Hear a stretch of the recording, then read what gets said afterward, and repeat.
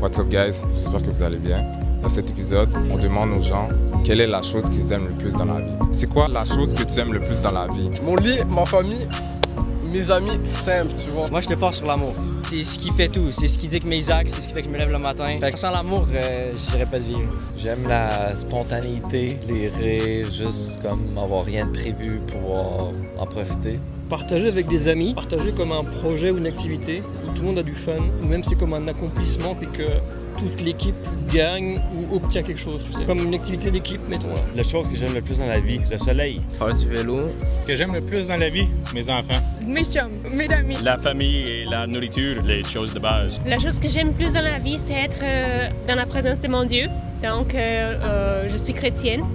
Et il n'y a pas d'autre chose que j'aime plus que le louer, d'être dans sa présence, d'apprendre plus sur lui.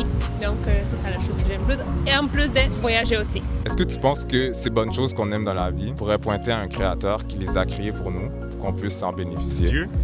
Oui. Ouais. Arrête, je dirais oui, Oui. Oui. Un créateur comme un dieu, est-ce que c'est ça? Ben, j'imagine que oui, ça peut, mais c'est difficile à savoir et à prouver.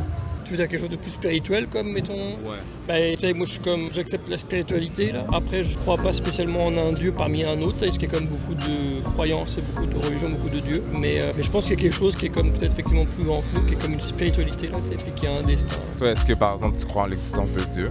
Oui. La nature, tout ça, c'est une création de Dieu et je crois là-dedans. Tout ce qui touche à l'amour, oui, le reste, non. Bah oui, je suis musulman. Je sais pas vraiment. Pas beaucoup. L'existentialisme, c'est le conseil d'être ton propre Dieu. Alors, J'ai déjà posé des questions, mais on dirait qu'en ce moment, je suis juste à un stade que je me dis que ça peut exister, mais que ça change pas nécessairement ma façon de vivre et de voir la vie. Et je peux comme trouver mon propre sens à travers tout ça. Non. Est-ce que tu te considères athée ou agnostique? Athée. Est-ce que tu es chrétien? Oui. Catholique. Oui, mais non pratiquant. Et tu penses quoi de Jésus, toi? Jésus, il est mon meilleur ami. Donc, j'ai été sauvée quand j'avais 13 ans, quand j'étais adolescent. Et j'allais pour des mauvais chemins et je l'ai rencontré. Donc, j'étais sauvée. Donc, pour moi, lui, c'est vraiment mon sauveur. Et j'ai avec lui une amitié, une vraie relation. C'est pas la religion, sinon je le sens. Je sais qu'il est vivant et c'est ça. C'est notre Dieu, c'est notre Père, c'est lui là. C'est ce que je pense de Jésus. Il a été sacrifié sur la croix pour renaître et prouver qu'il y a une puissance au-dessus de lui. Bah, tu sais, je suis pas catholique ni dans le christianisme, mais je respecte si d'autres pensent à Jésus. Après, comme je te l'ai dit, peut-être que certains vont l'appeler Jésus, puis moi je vais peut-être l'appeler comme une espèce d'aura spirituelle là, qui enveloppe tout le monde, puis qui anime un peu la vie. Là. Qu'est-ce qui fait que tu crois pas en l'existence de Dieu? Ben, on n'a pas de preuves. Ça serait quoi une bonne preuve pour toi que Dieu existe? Ben là, je sais pas, là. Est-ce que la vie humaine et même la création en général pourrait pointer à un créateur qui est fait de la création? Oui, c'est pas fait naturellement, là. Ouais, dans le fond, tu penses que quelqu'un a créé la création. C'est juste que tu sais pas c'est qui, c'est quel Dieu. Ouais. Est-ce que, par exemple, tu connais un peu l'histoire de Jésus? Ouais, un peu. Mais oui. ah oui. Pas vraiment, là. Brièvement, tu sais, j'ai comme eu des cours plus jeunes, mais que ça fait comme plus longtemps que j'ai baigné là-dedans. Est-ce que vous savez qu'est-ce qu'il a dit sur la vie après la mort? Non, Non, je connais juste l'histoire, je connais pas les citations. Non, pas spécifiquement. Non. D'aimer la copain et d'être une bonne façon. Ben, je connais pas dans le détail ce qu'il a dit, mais j'ai été comme dans une école catholique plus jeune, donc j'ai été comme sensibilisé à tout ce qui est histoire, tout ça de la religion, du catholicisme, mais j'ai jamais réussi à accrocher là, tu sais, j'ai pas complètement adhéré à tout ça là. Est-ce que tu crois qu'il y a une vie après la mort? Définitivement, oui. Oui. Ben oui. Pas de Dieu, c'est tout noir après le mort. Il y a certainement quelque chose après la mort, mais je pense qu'on n'est pas capable de l'imaginer parce que notre cerveau est trop petit, notre compréhension de l'univers est trop petit. Est-ce que ça pourrait être comme un peu le paradis puis l'enfer ou quelque chose d'autre? Mais je crois qu'on est en enfer, puis mais qu'on meurt, on va aller au paradis. Difficile ta question, je sais pas. Je sais pas s'il y a un paradis ou un enfer. Par contre, il y a comme la vie qu'on vit tous les jours, puis il y a quelque chose qui est au-dessus, qui est au-delà, tu sais, de notre vie là. Puis est-ce que c'est comme plus paradisiaque ou plus enfer, j'en sais rien. Je suis pas capable de l'imaginer. En fait, ce qui m'amène à être sceptique là-dessus, c'est pas tant la religion, mais plus toutes les histoires qu'on entend sur les morts qui viennent visiter des proches ou les expériences de voyage astral. Puis tu sais, moi j'ai jamais rien vécu de tel, mais on dirait, je me dis, il y a tellement de témoignages, fait que est-ce qu'il y a quelque chose ou pas? C'est ces témoignages-là qui me font douter. Puis, est-ce que tu sais pourquoi Jésus est mort sur la croix? Non. Est-ce que tu es d'accord que dans notre vie, on a fait du mal? Oui, beaucoup. Puis selon toi, est-ce que Dieu devrait juger le mal qu'on a fait? Oui. Mais c'est sûr que tout le monde a un petit peu de culpabilité. À un point dans notre vie, on a tous fait du mal à quelqu'un. Fait que, oui. Et ouais, moi aussi, j'ai déjà fait du mal dans ma vie. Bon. Justement, au jugement dernier, on serait tous dans le même problème. La Bible dit que Dieu nous a créés à son image par amour, pour qu'on puisse avoir une relation personnelle avec lui, pour qu'on puisse bénéficier de la vie, qu'on puisse s'aimer les uns les autres, puis faire le bien. Puis justement, les bonnes choses qu'on voit sur la terre, Dieu les a créées pour nous, comme l'amour, la paix, la santé, la famille. Le seul problème, c'est que dans notre vie, vu qu'on a fait du mal, par exemple, ne pas respecter nos parents, mentir, voler, avoir de l'orgueil ou même haïr quelqu'un de notre cœur, il y a qu'est-ce qu'on appelle un jugement dernier où Dieu va juger le monde puis nos actions. Après notre vie, au jugement dernier, on mériterait d'aller en enfer parce que Dieu ne peut pas laisser le mal qu'on a fait être puni. Parce que ce Dieu-là, il y a une loi morale. Et vu qu'on a brisé ses commandements, sa justice demande que chaque mal soit puni. Mais Dieu nous a donné une solution. Qu'est-ce qu'il a fait? C'est qu'il y a 2000 ans, il est venu sur terre, Jésus. Il a vécu une vie parfaite sans faire du mal. Puis il est allé mourir sur la croix pour prendre la punition du mal qu'on a fait. Il est mort sur la croix. Puis 3 jours après, il est ressuscité. En faisant ça, il a prouvé qu'il était la vérité. Puis il nous offre le pardon. Ça veut dire, dès qu'on accepte son pardon, on a l'assurance à 100% d'aller au paradis à notre mort. Ça, vous en pensez quoi? Ben, j'en ai déjà entendu parler un peu, là. Mais pas complètement. Je voudrais le remercier. Je trouve ça beau qu'est-ce qu'il a fait pour nous. Mais dans le fond, si je comprends bien, c'est sacrifié pour l'humanité un peu. Exact, ouais. En tout cas, si c'est le cas, puis c'est comme ça que ça se passe, ben c'est sûr que c'est une très belle action.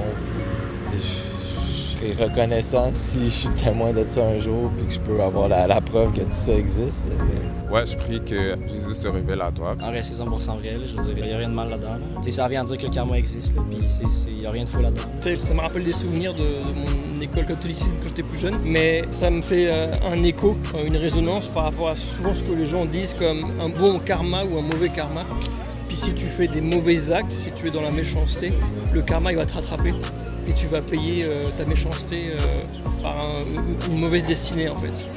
Donc j'y crois à ça, c'est pour ça que je pense qu'il faut être tous bienveillants les uns envers les autres et que le positif attire le positif. C'est une grosse façon de vivre qui vous emmène à une bonne procès et une bonne communauté. Oui, parce que j'ai fait des mauvaises choses dans ma vie, mais j'ai autant fait de bonnes choses puis j'ai aidé quand même beaucoup. Fait que d'après moi, oui, j'ai le droit d'y aller. Si par exemple, moi, je vais voler une voiture maintenant, devant le juge, je pourrais pas dire que j'ai nourri les pauvres. Vous êtes d'accord? Mais ça marche pas de même. Ouais. T'as complètement raison avec ce que tu dis, mais la loi, elle veut pas. Dans le fond, c'est un peu le même principe avec Dieu. Vu qu'on a déjà fait du mal, le bien qu'on a fait, il pourrait pas effacer le mal déjà fait. C'est pour ça que c'est quelqu'un d'autre qui devait payer pour nous. C'est pour ça que Jésus rentre en ligne de compte puis qu'il nous offre ce pardon. J'ai pas trop en opinion dessus. Puis au jugement dernier, est-ce que tu penses que tu serais coupable ou innocent devant Dieu?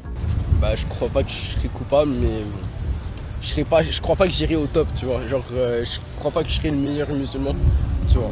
Comment tu vas pouvoir aller au paradis selon toi? Est-ce que tu considères que tu as fait du mal dans ta vie? Ouais, je crois que j'ai fait du mal, mais genre, il y a les affaires comme le ramadan, tu vois. Si tu le fais, your sins will be cleared, donc pas comme ça, tu vois. C'est simplement le suivre, mais c'est sûr que ça implique un changement, donc la repentance. Donc, on fait des bonnes actions par amour. Et c'est pas ça qui va nous sauver, ouais. Est-ce que c'est quelque chose que tu avais déjà entendu? Oui, mais je suis quand même convaincu que je peux en enfer quand même. Comment ça? J'ai un passé assez dark puis assez malsain. Je crois que Dieu m'en veut encore puis qu'il va m'en vouloir encore longtemps. La Bible dit que Dieu n'a pas de rancune envers nous. Dans le fond, dès qu'on vient à lui, peu importe notre passé, puis peu importe qu'est-ce qu'on a fait, Dieu nous attend avec amour, les bras ouverts, parce que Satan, l'ennemi de Dieu, c'est lui qui nous fait croire qu'on est trop sale pour aller à Dieu. Mais Dieu, son amour est infini, puis vu que c'est lui qui nous a créés, puis qui veut qu'on ait une relation personnelle avec lui, ben on peut toujours revenir à Dieu. Dans le fond, c'est ça que Jésus nous offre, en fait, le pardon. Ouais, ok, je comprends. Peu importe ce que tu as fait, c'est juste de venir à Dieu, puis c'est simplement parler à Dieu. C'est ça la prière. Dieu va faire son choix en dernier, puis on n'a aucune action à faire à ça, genre... C'est Dieu au final qui prend ces décisions-là, genre même si on essaie de le convaincre, il a déjà pris sa décision. Puis... Dans le fond, si on accepte son amour, on peut être avec lui pour l'éternité. So, ouais. Vu que Dieu nous donne le libre arbitre, au final, notre choix, c'est de l'accepter ou pas, tu vois. Ah, ben vu comme ça change bien des affaires, là. Ouais, dans le fond, c'est ça que la Bible dit. Dans le fond, que Dieu nous offre son amour, son pardon. On a le libre choix d'accepter ou pas. So, ouais. En vrai, je verrai avec Dieu à ce moment-là. Je suis pas encore rendu là. Mais ouais, je prie que Jésus se révèle à vous. Dieu, c'est un bon. Il est là pour nous autres quand on en a besoin, puis il faut y avoir foi en lui. Amen, facts. Qu'est-ce qu'on dit sur Jésus? Ça serait quoi une bonne évidence pour vous que c'est vrai? Les évidences sont le miracle de vie, peut-être.